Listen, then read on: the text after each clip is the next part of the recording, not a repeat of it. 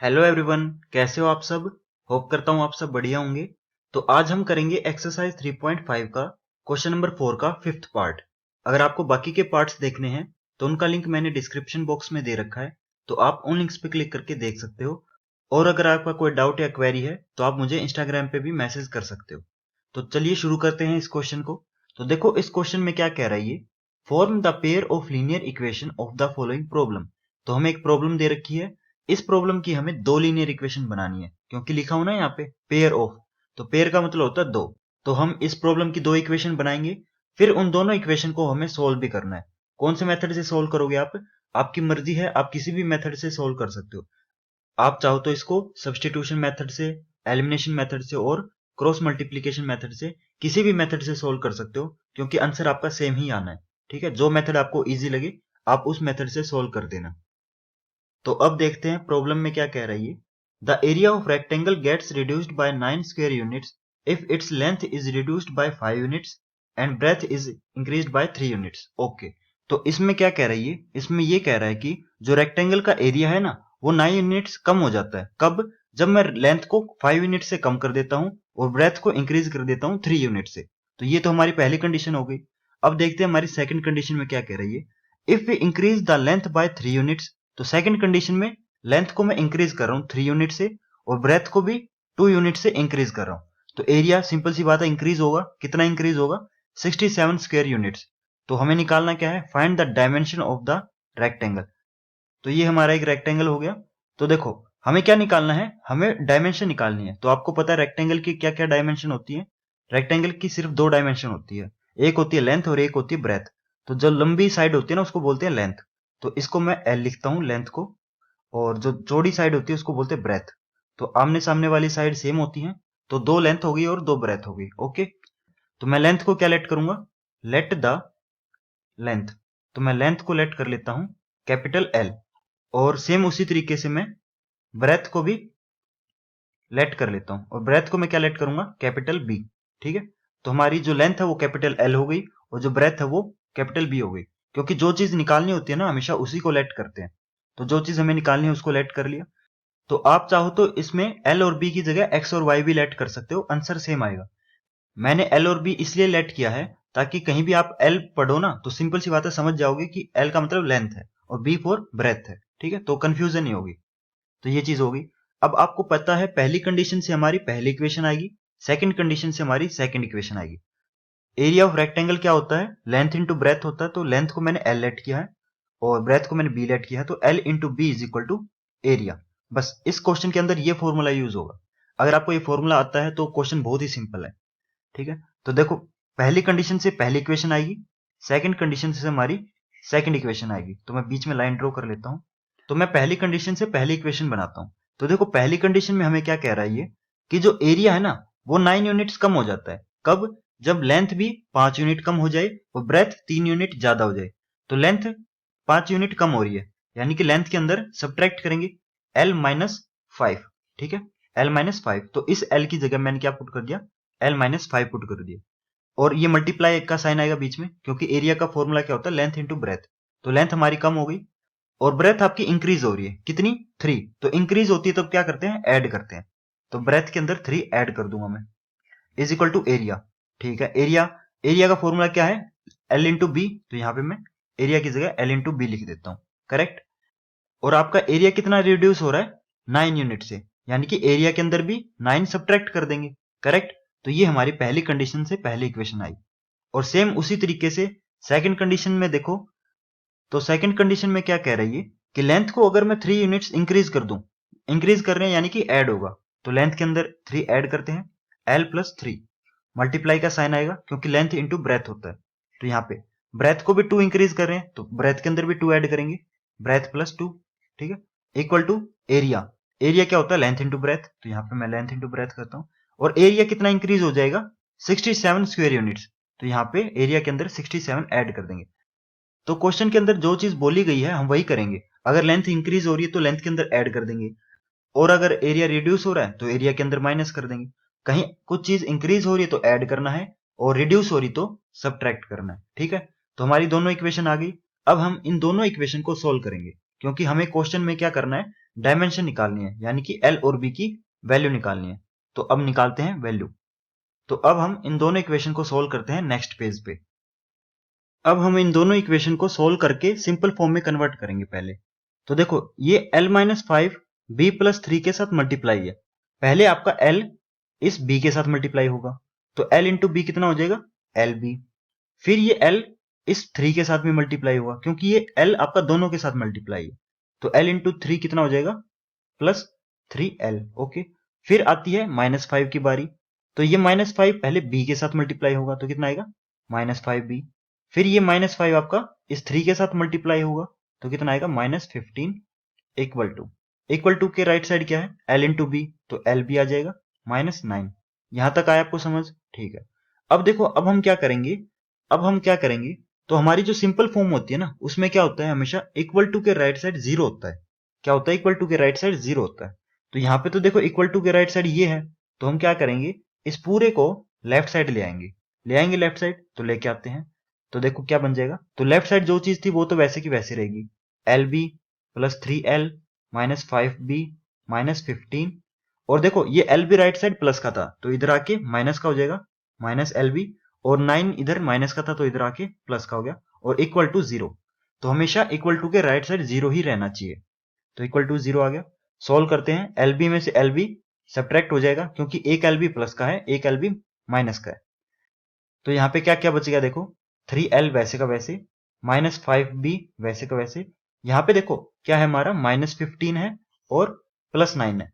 तो क्या आएगा? -15 और +9 कितना हो जाएगा? -6। तो ये आ जाएगा आपका -6 इक्वल टू 0। तो ये आ गई हमारी पहली इक्वेशन। ठीक है। तो हमने सोल्व करके पहली इक्वेशन बना ली। अब सेम उसी तरीके से सेकंड इक्वेशन को सोल्व करेंगे। तो देखो सेम वही चीज लगेगी। L आपका पहले B के साथ मल्टीप्लाई होगा, तो कितना आएगा? LB। फिर ये L आपका इस 2 के साथ मल्टीप्लाई होगा, तो कितना आएगा? +2L।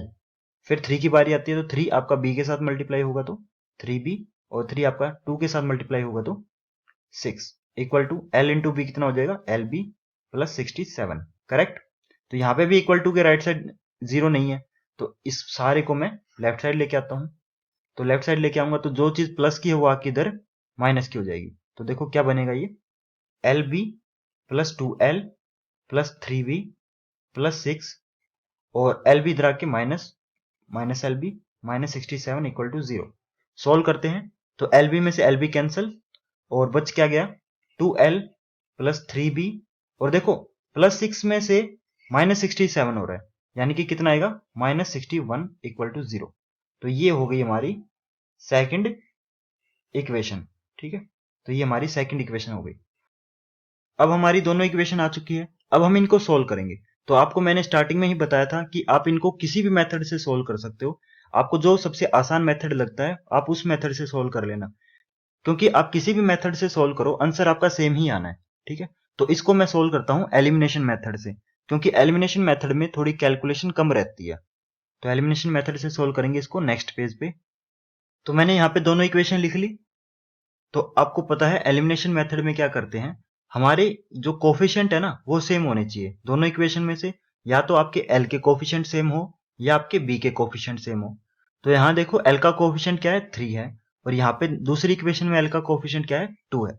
ये तो इक्वल नहीं है, तो हम इनको इक्वल करने के लिए क्या करेंगे? अगर मैं पहली इक्वेशन को 2 से मल्टीप्लाई कर दूं और मैं सेकेंड इक्वेशन को 3 से मल्टीप्लाई कर दूं, तो दोनों इक्वेशन के L के कोफिशिएंट 6 हो जाएंगे, यानी कि सेम हो जाएंगे। तो मल्टीप्लाई करता हूं मैं। तो देखो मैं यहां लिखता हूं मल्टीप्लाइंग इक्वेशन 1 फ्रॉम 2। तो फर्स्ट इक्वेशन को मैं 2 से मल्टीप्लाई करता हूं, तो देखो क्या आ जाएगा? 2 into 3L minus 5B minus 6 equal to 0 into 2। ठीक है। क्योंकि इक्वल टू के लेफ्ट साइड भी मल्टीप्लाई करते हैं और इक्वल टू के राइट साइड भी मल्टीप्लाई करते हैं। तो ये 2 आपका पूरे ब्रैकेट के साथ मल्टीप्लाई है, तो ये कंप्लीट के साथ मल्टीप्लाई होगा। 2 इंटू 3L कितना आ जाएगा? 6L। 2 इंटू -5B से मल्टीप्लाई होगा तो कितना आएगा? -10B। और ये 2 आपका -6 से भी मल्टीप्लाई होगा तो कितना आएगा? -12 इक्वल टू 0। क्योंकि 0 को 2 से मल्टीप्लाई करो कोई फर्क नहीं पड़ेगा। तो ये चीज आ गई। तो ये हमारी जो पहली इक्वेशन थी वो ये बन गई। ठीक है। तो मैं इसको ब्रैकेट के अंदर लिख लेता हूँ। सेम उसी तरीके से मैं सेकंड इक्वेशन को भी 3 से मल्टीप्लाई करता हूँ। तो मैं यहां लिखता हूँ मल्टीप्लाइंग इक्वेशन 2 फ्रॉम 3 से मल्टीप्लाई करते हैं, तो ये मल्टीप्लाई होगा तो कितना आएगा 3 into bracket start 2l plus 3b minus 61 equal to 0 into 3। ठीक है, ये चीज आ गई। तो ये 3 आपका तीनों के साथ मल्टीप्लाई होगा, तो उसी तरीके से 3 इंटू 2l कितना आ जाएगा 6l, 3 इंटू 3b कितना आ जाएगा 9b, और 3 इंटू माइनस 61 कितना आ जाएगा माइनस 183 इक्वल टू 0। तो ये हमारी सेकंड इक्वेशन इसमें कन्वर्ट हो गई। तो अब देखो जो हमारी कन्वर्ट हुई है ना, चलो इनको नाम दे देते हैं, जैसे ये इक्वेशन 3 हो गई और ये हमारी इक्वेशन 4 हो गई।